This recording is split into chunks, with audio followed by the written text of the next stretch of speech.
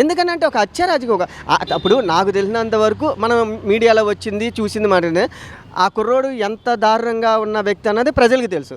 Social media ద్వారా ఊరికే ఉట్టుపుణ్యం నన్ను తీసుకెళ్ళండి, మిమ్మల్ని తీసుకెళ్ళేంటండి, ఎవడో ఏదో తప్పు చేస్తేనే కదా.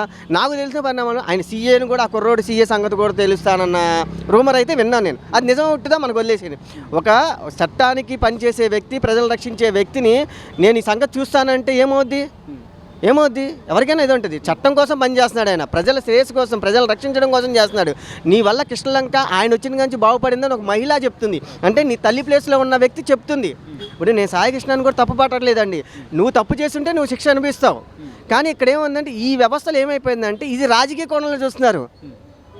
దేశంలో ఉన్న ఇప్పుడు దేశంలో కొన్ని కోట్ల ఇష్యూస్ ఉన్నాయి, పొల్యూషన్లు జరుగుతున్నాయి.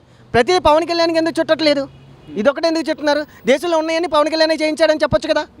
ఇదే ఎందుకు చెప్తున్నారు అంటే ఆయన ఒక కాపు సామాజిక వర్గం అన్న పాయింట్ ఆఫ్ తీసుకొచ్చి కాపులు దూరం చేయడము, లేదా పార్టీని కాపుల పార్టీ అని క్రియేట్ చేయడము, జనాల్లో నెగిటివ్ తీసుకురావడము.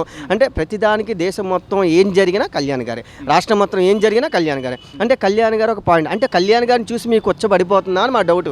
ఆయన చూస్తే భయం, ఎందుకంటే మీకు ఆల్రెడీ పడిపోయింది. ఎందుకంటే గతంలో మిమ్మల్ని పాతాళంలో తొక్కుతా అని పబ్లిక్లో చెప్పాడు, చేశాడు ఆ పని, మిమ్మల్ని 11 సీట్లకు పరిమితం చేశాడు. అలాంటి కళ్యాణ్ గారు ఈరోజు దేశం మొత్తం ఎక్కడికి వెళ్ళినా ఏదైనా చేయగలుగుతున్నారంటే ఆ వణుకొచ్చింది.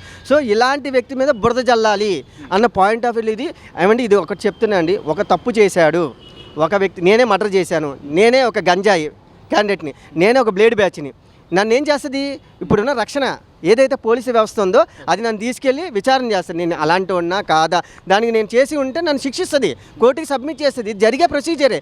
దీంట్లో రాజకీయ ఎందుకు ఇన్వాల్వ్ అవ్వాలి? రాజకీయంగా ఎందుకు ఇన్వాల్వ్ అయ్యి రాజకీయం చేస్తుంది? దేశంలో చాలా ఉన్నాయి కదా.